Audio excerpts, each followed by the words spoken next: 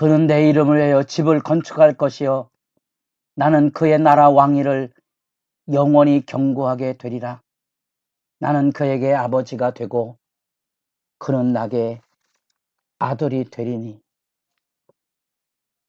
생명의 이슬을 거룩한 기도자 여러분, 주님의 나라를 열어가는 일에 복 있는 시간의 풍성함을 누릴 수 있기를 바랍니다.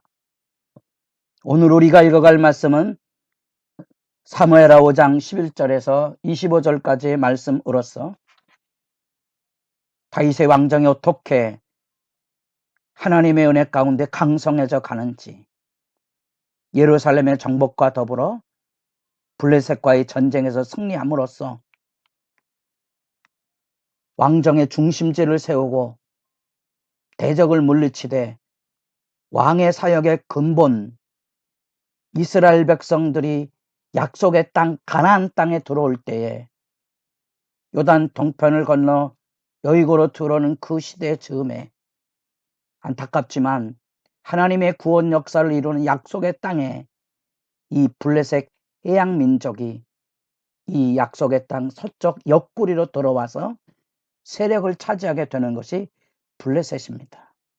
그 블레셋의 의미를 아셔야만 이 다윗 왕정의 이 중심의 메시지를 알게 되고 하나님께서 사울을 통하여서 왕을 세우려고 했을 때 이스라엘 백성이 요구했던 블레셋과의 패배와 심지어 복개까지 빼앗겼던 수모 그 하나님의 영광을 이루어야 될 사울이 그 사명에 실패합니다. 하나님 앞에 부름받아서 제일 먼저 맞서 싸워야 될 블레셋과의 전쟁에 사울이 꼬리를 내림으로 그의 왕정의 개념이 의미를 잃어버리는 거죠. 처음부터. 블레셋과의 전쟁을 통하여서 다윗이 등장했던 사실은 이후에 다윗 왕정의 기반이 되고 있는 거죠. 드디어 다윗이 예루살렘을 점령하고 왕도를 건설하게 됩니다. 그 의미를 이야기했습니다. 천혜의 요새 그리고 이방인이 지배하는 그곳을 점령해서 다윗 왕정의 중심으로 삼고 남북의 요충지로서의 역할을 감당하는 왕도를 건설하게 하실 뿐 아니라 그 건설의 역사 속에 놀랍지만 여호와가 함께 하셨다는 말씀처럼 위대한 전략의 승리를 가지고 예루살렘은 점령할 뿐 아니라 왕국을 건설할 때 당대 해상무역을 통하여 도시국가로 강성해졌던 북쪽의 이 두로왕 히람이 후원하며 선림관계를 유지하는 은혜를 누리게 됩니다. 하나님의 손길이라고 봐야 되죠.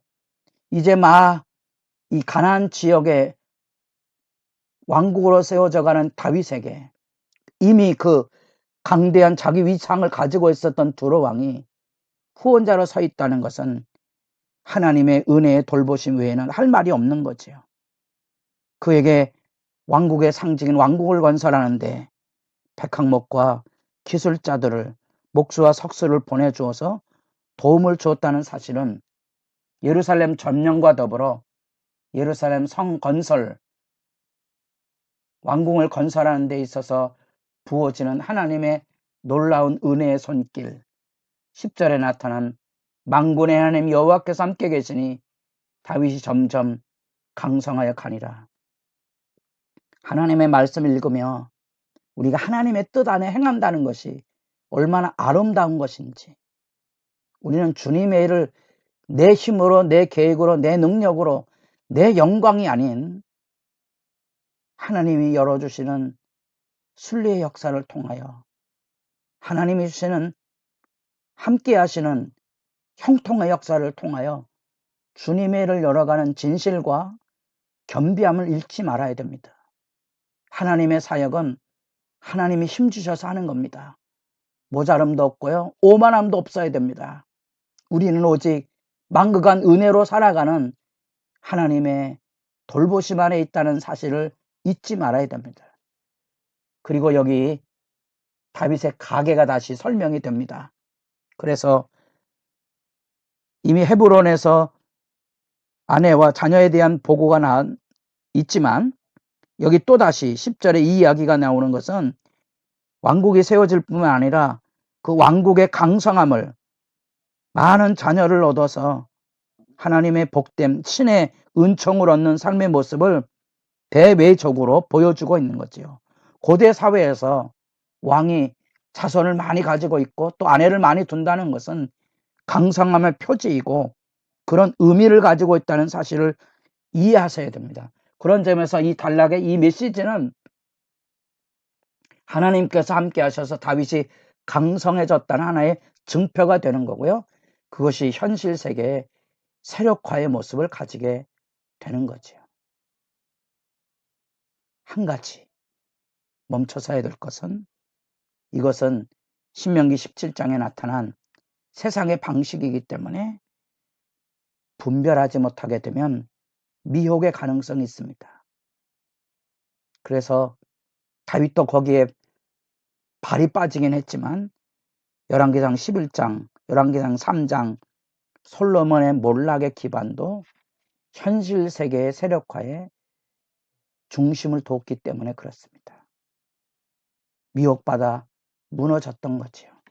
그래서 하나님의 은혜의 역사는 하나님의 돌보심으로 이렇게 세상 사람들의 눈에 띌 정도로 강성한 왕국을 형성해 가는 돌보심으로 나타나지만 경계와 주의 분별이 필요하다는 사실입니다.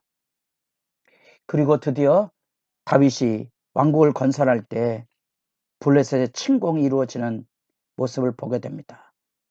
하나님의 백성이 약속의 땅에 들어올 때 옆구리의 가시와 원수의 역할을 감당했던 이 블레셋, 사사시대뿐 아니라 다윗이 등장하게 된 배경 안에도 블레셋의 침공과 조롱이 있었다는 사실은 다윗의 왕정이 해야 될 제일 첫 번째 사역이 블레셋을 진멸하는 것임을 우리가 깨닫게 됩니다. 그 블레셋은 자기들 세력권 안에 용병으로 와 있던 다윗이 세력화해서 커게 되게 되자 싹을 자른다는 관점에서 다윗의 예루살렘 점령을 시점으로 해서 그 다윗을 무너뜨리는 아주 강교한 침략 세력들을 이루는데 18절 말씀에 보면 블레셋 사람들이 이미 이르러 르바임 골짜기에 가득한지라. 르바임 골짜기, 그 평지지요. 예루살렘이 산악지대라 그러지 않았습니까? 그 산악지대를 포위할 만큼의 거대한 세력을 가지고 르바임은 일종의 예루살렘의 목줄과 같은 지역이라고 보면 됩니다. 그 골짜기에서 이제 기어 올라오는 모습들을 상상해 보시면 다윗 왕국의 최대 위기라고 볼 수 있는 거고요. 어쩌면 이걸 여러분이 영적인 싸움으로 이해한다면 우리가 개인적인 경건뿐 아니라 교회가 성장하려고 하는 그런 기회가 있을 때마다 목젖을 잡는 것처럼 악의 회방을 통하여 때로는 분쟁으로, 때로는 사건 사고를 통하여서 이 하나님의 역사가 무너지게 되는 강교함을, 그 무서운 강교함을 우리가 이곳에서 만나보게 되고요. 그것은 창세기 3장에 하나님께서 주신 하나님의 세계 안에 가장 강교했던 사탄이 뱀을 통하여 발목을 잡는 그 무서운 악의 역사의 실체를 이게 보게 됩니다. 어떻게 이겨냈습니까? 철저한 다윗의 기도, 하나님의 뜻에 대한 순종, 그 역사이지요. 이게 왕정의 기본이고 우리가 세상을 살아가는 경건의 기반입니다. 여러분, 새벽에 왜 기도해야 되는지 알고 있습니까? 영적인 싸움이라는 거죠. 우리가 매일, 교회가 매일 싸워야 될 전쟁이 그겁니다. 우리의 이름이 아닌 하나님의 뜻이 우리에게 이루어지는 그 영광, 하나님의 나라를 위해서 우리 주님 앞에 기도하고 그 뜻 앞에 엎드려질 수밖에 없다는 사실입니다. 자, 말씀 읽어가며 과거의 역사책을 읽는 게 아니라 그랬습니다. 하나님의 도우심으로 열려지는 강성의 실제 역사. 사무엘상 16장에 용감한 다윗을 통하여 이루셨던 블레셋의 승리를 통하여 주목을 받게 되었던 다윗이, 그러나 긴 고난과 시련과 아픔의 역사 속에 하나님의 때를 기다려 이 하나님의 은총의 위대함을 경험하게 되는 이 실제 역사를 우리가 지금 읽어가고 있는 겁니다. 여러분도 믿음을 지켜 행하는 일, 어쩌면 이처럼 새벽의 눈물의 기도 시간이 어떤 의미를 가지고 있는지를 확인하실 필요가 있습니다. 내 뜻, 내 힘이 아닌 하나님의 뜻과 하나님의 능력과 하나님의 도우심으로 세상을 살아가는 신앙의 순례길, 여러분들에게도 복되기를 바라고, 여러분들에게 이런 희망이 있기를 바라고, 여러분들에게도 이 거룩한 붕의 일꾼이 되는 역사가 생생히 살아있기를 바랍니다. 역사를 통해 만나는 이 세상의 흐름, 그 면밀의 분별이 필요하다는 것은 다윗이 예루살렘에 올라오니 많은 처처북들을 두었다는 하나님이 강성케 하는 방식이지만, 그 세상의 흐름에는 항상 조심하지 않으면 미혹의 덫이 될 수 있다는 것. 우리에게 주어지는 신앙의 교훈입니다.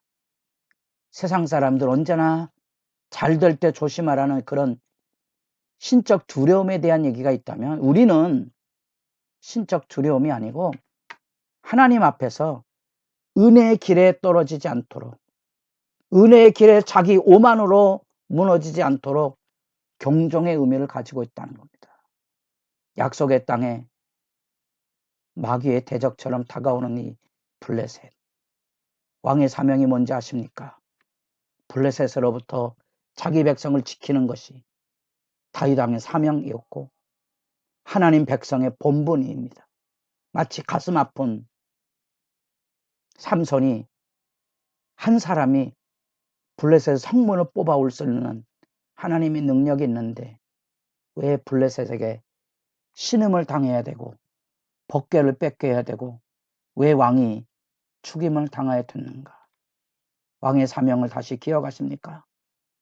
여러분의 마음 안에 하나님의 나라를 향한 거룩한 기대와 믿음의 선한 싸움에 거룩한 비전이 뜨거운 눈물의 기도 안에 쏟아질 수 있기를 바랍니다.